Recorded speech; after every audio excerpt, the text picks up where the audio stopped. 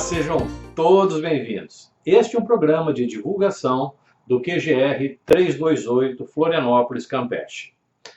Bem, a noite de hoje vamos falar de um tema que está na boca de todo mundo, está na mente de muita gente e talvez de muito poucas pessoas em seus corações. Ao longo de toda a história da humanidade, nós guerreamos, nós nos degladiamos, ou por uma questão de expansão territorial, ou mesmo por uma questão de nacionalismo, seja o que for. Tá? Mas o que nós estamos observando de forma hoje, quando eu digo hoje, são nesses últimos talvez 200, 300 anos, onde a humanidade já passou por um processo evolutivo, teve a sua oportunidade de se converter a um novo patamar de conhecimento, ter a oportunidade de se aprimorar tecnologicamente, teve a oportunidade de se aprimorar, inclusive, no âmbito social e econômico. As chances foram dadas a todos. Claro que cada um se desenvolve ao seu tempo, né? Uns mais, outros menos, mas todos nós temos as mesmas oportunidades. Pois muito bem, eu não vou aqui falar de nenhum tema apocalíptico hoje, mas eu quero chamar a atenção para um fato que, muito embora o mundo hoje, nós estamos falando de março de 2022, o mundo hoje está envolto não só nesta batalha entre dois países do leste europeu, mas existem guerras e batalhas menores e com iguais consequências. As consequências são basicamente que pessoas inocentes estão sendo prejudicadas. São famílias, mães, crianças, geralmente os homens, os homens que vão para as frentes de batalha, excepcionalmente uma mulher ou outra, se dispõe a puxar o gatilho. A mulher geralmente é responsável pela preservação da vida. Muito poucas mulheres puxam o gatilho. O homem é mais ousado nessa condição. Mas o que a gente percebe claramente que as nações, os seus povos, eles não têm a menor intenção de se degladiar, de se confrontar com o seu vizinho de fronteira. Nós aqui no Brasil, nós não temos nenhuma intenção ou não passa pela nossa cabeça nos confrontarmos com os nossos irmãos aqui da nossa fronteira, Argentina, Paraguai, Chile, Venezuela, seja o que for, Uruguai. Nós temos, muito embora tenhamos questões específicas das nossas nações, muito embora tenhamos divergências até ideológicas de como um governo cuida do seu país, cuida da sua casa e nós cuidamos da nossa, enfim, continua não sendo motivo para que a gente se confronte com o nosso vizinho. O que nós estamos vendo hoje de forma absolutamente clara, em todos os confrontos bélicos que estão acontecendo hoje no mundo, e são muitos, a razão primeira disso é que existe algumas pessoas que são as responsáveis por isso. E, sobretudo, são as pessoas que têm poder sobre um determinado grupo, sobre um determinado povo, sobre uma determinada nação. O poder é a capacidade que um indivíduo ou um pequeno grupo de indivíduos tem para, através da sua investidura temporal de poder, porque não é permanente, evidentemente, a sua investidura temporal de poder impõe a um grupo, a uma comunidade, a uma nação, a sua vontade, para que aquelas pessoas façam exatamente aquilo que você acha certo, aquilo que ele acha certo. E nem sempre aquilo que é da cabeça de um tem a unanimidade. As pessoas querem viver em paz, as pessoas querem trabalhar, as pessoas querem progredir, as pessoas querem se elevar. Ir para um próximo nível. Como é que nós fazemos isso? Qual é a receita para que a gente possa ir para o próximo nível? Só existe uma, e absolutamente uma: obedecer às leis de Deus. Não tem a outra possibilidade. Quando eu digo obedecer às leis de Deus, eu não estou falando daquela lei mosaica. Muito embora aquela lei foi muito importante para aquele povo ir para o próximo nível, né? Mas eu estou falando das leis de Deus, essa que nos é hoje a síntese do nosso funcionamento. E que Jesus, através da sua passagem aqui na Terra, nos deixou claro o seguinte: faça para o outro o que você gostaria que fosse feito para você. Ama o próximo como a ti mesmo. E ama a Deus sobre todas as coisas.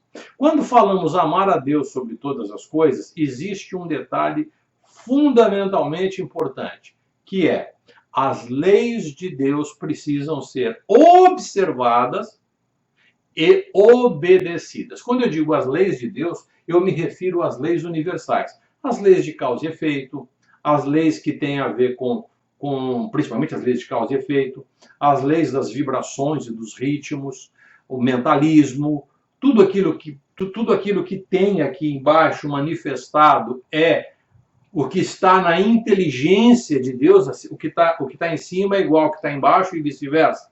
Quando nós olhamos para o mundo como ele é, com suas manifestações, as suas cachoeiras, as suas matas, as pessoas que habitam a esse planeta, a sua inteligência, o seu desenvolvimento está intimamente ligado com aquilo que é parte integrante da inteligência do Criador. É uma centelha daquilo que foi plasmado e manifestado no mundo físico e que nós, como tal, somos os beneficiários disso e somos parte integrante da criação. Então, obviamente, a criação, a criação como sendo a manifestação de Deus, a manifestação do Criador, para que ela subsista, há que se ter algumas leis, algumas regras. Tá? Eu estava conversando outro dia aqui no nosso grupo, né?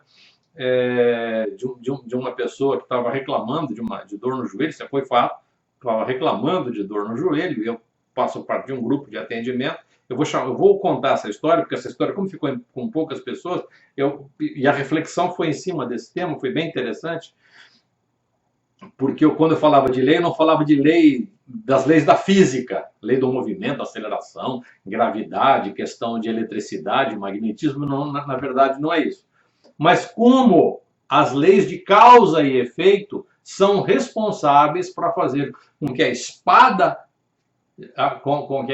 da lei desça sobre a cabeça de muitos de nós.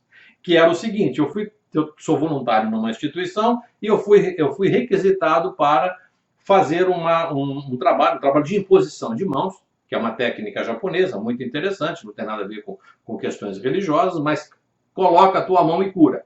E eu fui lá, quando eu cheguei no quarto da paciente e me foi recomendado que eu trabalhasse principalmente o joelho, ela tinha uma questão oncológica, era outra coisa, mas ela estava com a dor no joelho. E aí eu olhei para aquela paciente e percebi que o problema não estava no joelho. O joelho era consequência da incapacidade que ela tem de se adaptar às leis naturais. O que eu quero dizer com isso? Ela tinha mais de 130 quilos tranquilamente, por cerca de 140, 150 quilos, dado o seu volume na cama. Então, este peso sobre as articulações dos membros inferiores, joelho e tornozelo, certamente traz para aquela pessoa um profundo desconforto. Ponto. Se a pessoa emagrecer, a dor no joelho vai desaparecer. Isso é indiscutível. Por que isso? Porque é uma lei divina, a lei de causa e efeito. Não adianta, mas eu estou sob a graça.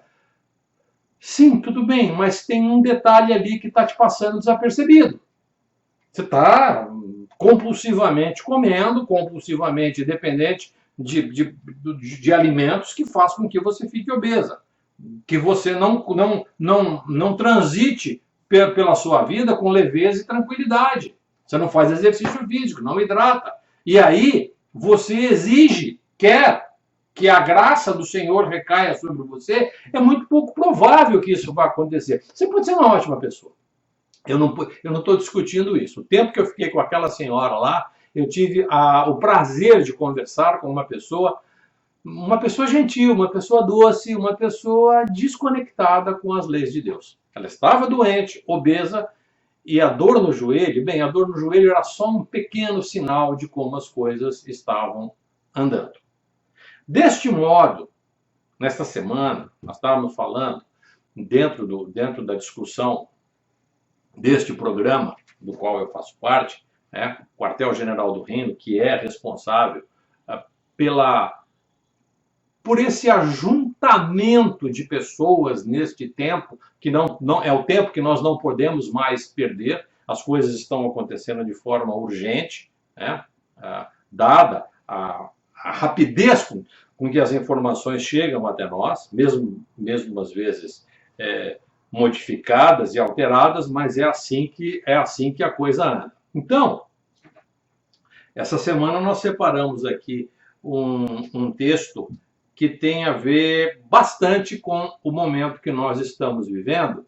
Sim, são 3 textos, mas eu vou ler um aqui. Se este texto servir para a nossa reflexão, eu espero que sim, né? Nós vamos, talvez a gente não precise ir adiante.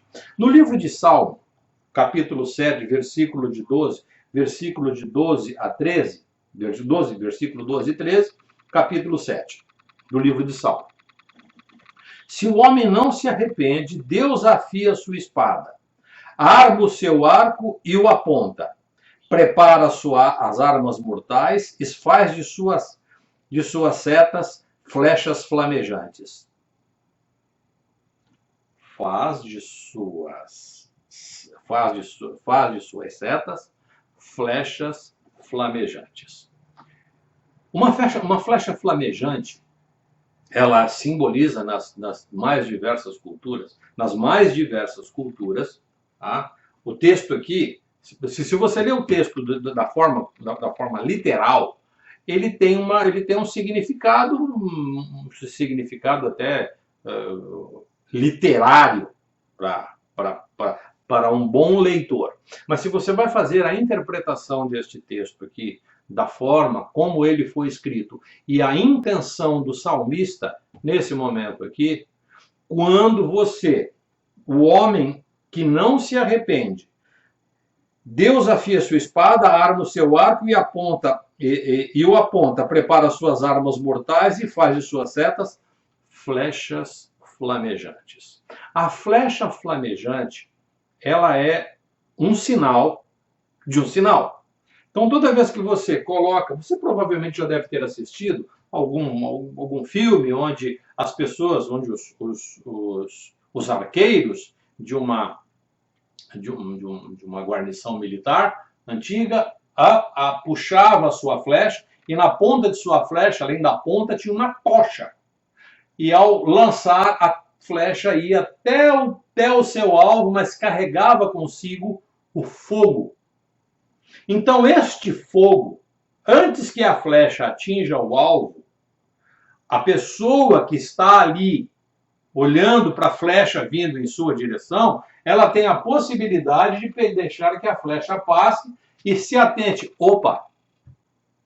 A flecha flamejante, a flecha que vem com a tocha de fogo na ponta, se ela me acertar, é como se recaísse sobre mim de forma absolutamente implacável as leis de Deus. Tá? É algo que realmente é mortal. A flecha flamejante daquela senhorinha lá do hospital, com 140, 150 quilos, a flecha dela era a dor no joelho. Ela tem a possibilidade de se desviar desta flecha, sem dúvida nenhuma.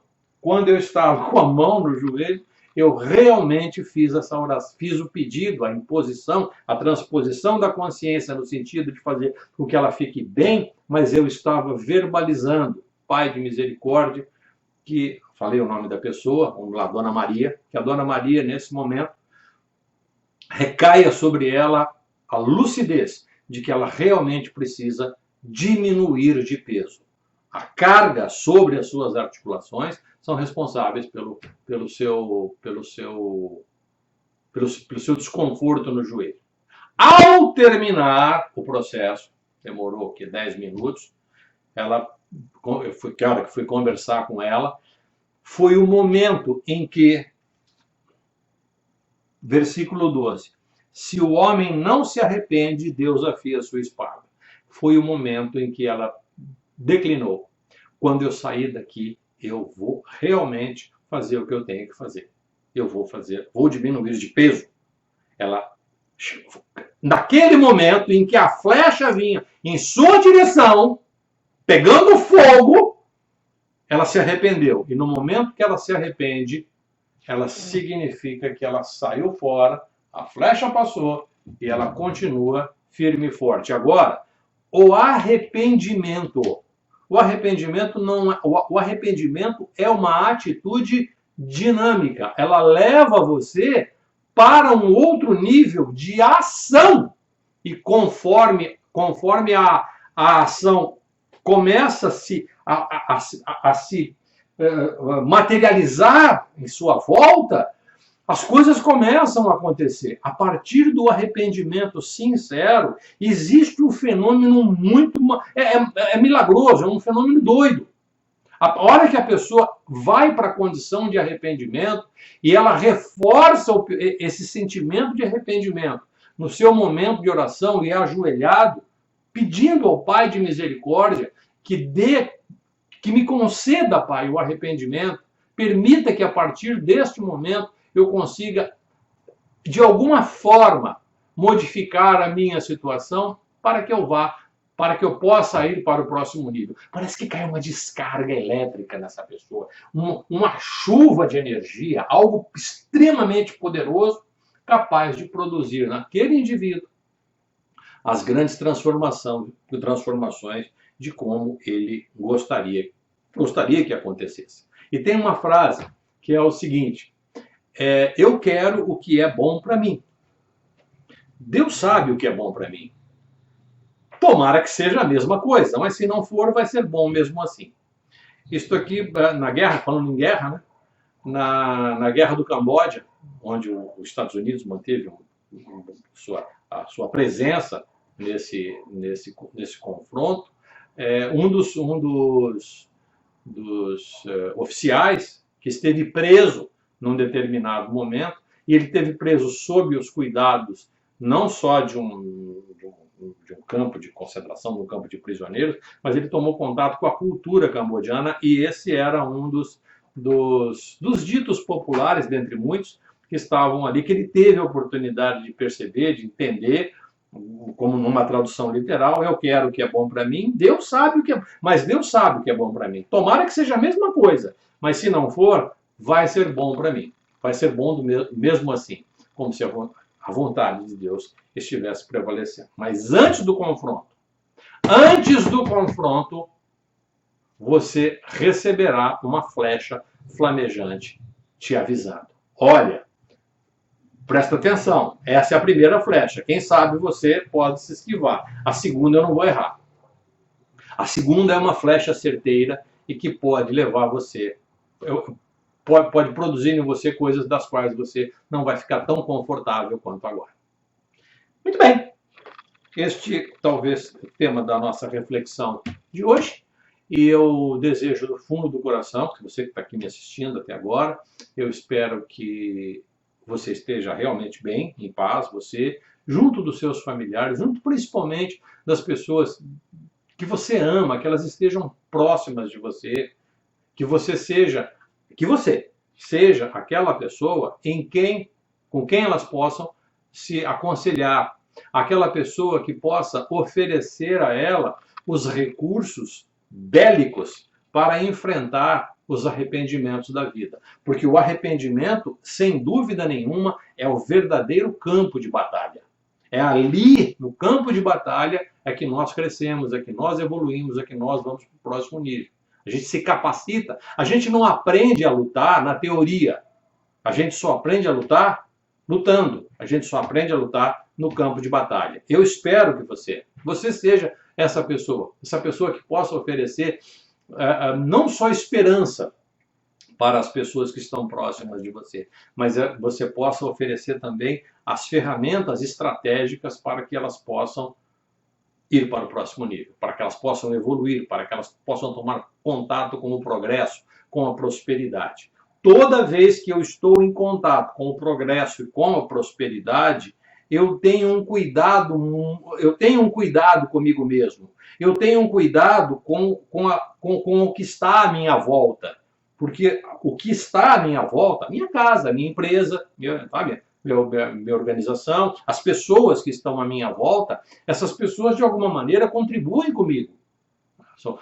Estão a meu serviço, estão a meu comando, eu estou sob o comando de alguém, portanto eu também preciso apresentar-me como um soldado justo e fiel, né? Assim como me apresento na frente do Senhor, como um servo justo e fiel, eu também me apresento na frente daquelas pessoas que estão me comandando de forma justa e honesta. Também, escuta aqui, eu estou aqui à tua disposição, vamos trabalhar, vamos progredir, vamos evoluir, vamos prosperar. Porque quando isto não acontece, atenção, quando isto não acontece, provavelmente alguém virá dizer para nós como é que nós devemos proceder, como é que nós devemos agir. E aí nós ganhamos em segurança e perdemos em liberdade. Segurança é quando pinga todo dia o alpiste no coxinho da gaiola, mas o passarinho está preso sobre grades. Todo dia tem alguém ali colocando água no coxinho da água, mas o passarinho não voa. Então a liberdade só é dada àqueles que estão absolutamente alinhados às leis de Deus. Alinhado às leis de Deus, a consequência é a graça. Alinhado às leis de Deus, a consequência é a graça. Desejo a você uma ótima noite. Desejo do fundo do coração que nesse momento, as graças do Pai misericordioso recaiam sobre você, recaia sobre seu coração, recaia sobre seu coração, limpando toda e qualquer mágoa, rancor, ressentimento, tristeza, convertendo-os em alegria, contentamento, juízo, serenidade, amor, compaixão, que todas aquelas pessoas que fazem parte do seu relacionamento possam receber neste momento o pensamento de cura, o pensamento de bem-estar, o pensamento de alegria, de contentamento, de prosperidade e progresso. Que todas aquelas pessoas envolvidas com você em seu trabalho te reconheça como uma pessoa, como um servo justo e fiel, como uma pessoa de bem, como aquela pessoa que consegue, através das suas ações, produzir o progresso. E através das suas palavras, confortar o seu semelhante. Deste modo, eu quero também que você tire um tempinho da sua oração, no momento que você estiver na sua individualidade, aos pés da sua cama, ajoelhado em sua oração, que você também, entremeado as orações que você faz pelos seus familiares e pelos seus entes queridos, que você possa também levar um pensamento para aquelas vítimas, não só aquelas vítimas ali do leste europeu, daqueles 2 países que estão em conflito, mas também por todas aquelas pessoas que estão em guerra. Não em guerra um com o outro, mas também que estejam em guerra, que estão em guerra consigo mesmo, pelas suas dificuldades de reconhecer as suas potencialidades e as suas virtudes. Que o Mestre Jesus e a sua divina e bondade, sua divina misericórdia recaia sobre todos vocês. Boa noite e até a próxima.